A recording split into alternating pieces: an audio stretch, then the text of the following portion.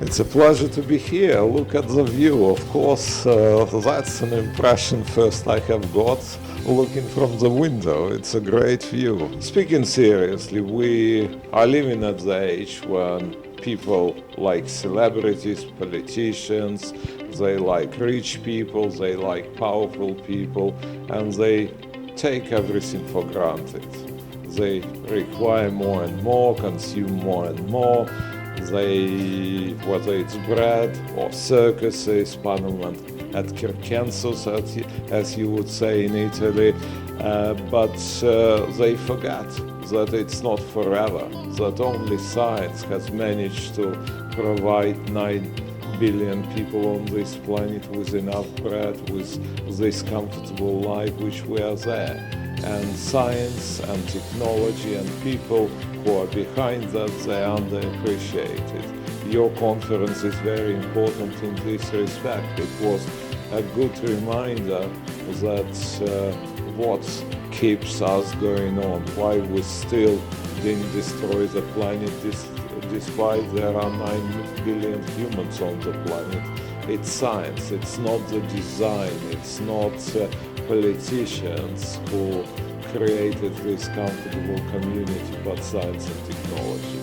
And SIPS is a reminder for this.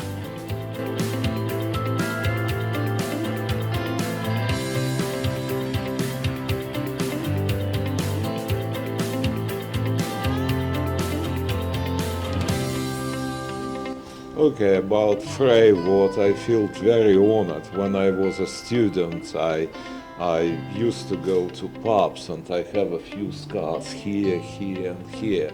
Those were due to frays and fights in pubs and so on. So at the age of 60, I didn't expect that I would get a Fray award. So obviously it's very honorable to get an award for a Fray I have done in early years of my life. Speaking seriously, I'm honored. Usually people say that Nobel Prize is the last award you will ever had in your life, and in most cases this is true. So it's an honor to get another award after the Nobel Prize. I'm an active scientist. I publish like hell. I probably publish more science and nature papers after the Nobel Prize than before. So I extremely research active, and getting another award, it's a real honor. And I take with a pinch of salt that you have created an award in my honor. It's appreciated, but with a big pinch of salt. Because?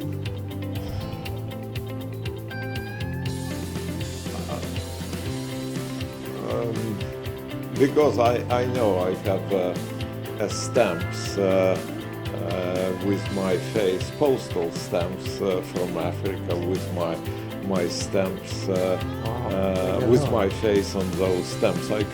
I can give you one of those as a present, but essentially I don't feel old enough.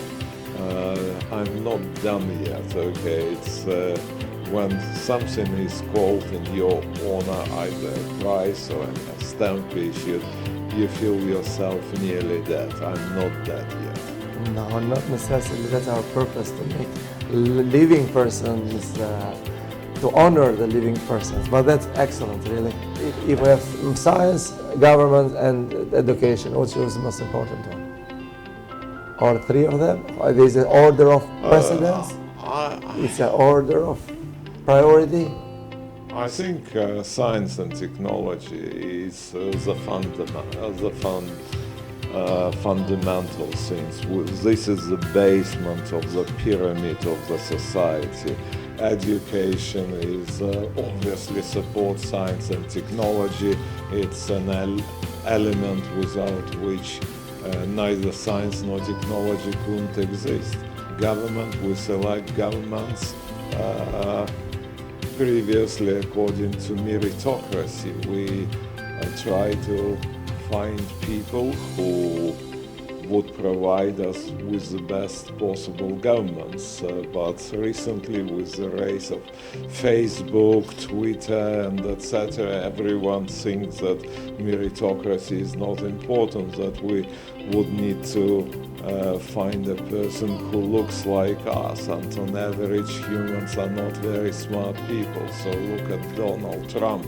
It's like what most people like to see, people like themselves, and this is not a meritocracy, this is plebeiocracy, which is coming on the edge, and I'm very afraid that we are at this age as Rome was 2000 years ago, when everything was, when crowds went on the streets and started shouting bread and circuses, and the society collapsed after that. We need to look at politics again to realize that people who should govern us should be not like us, they should be smarter than we are.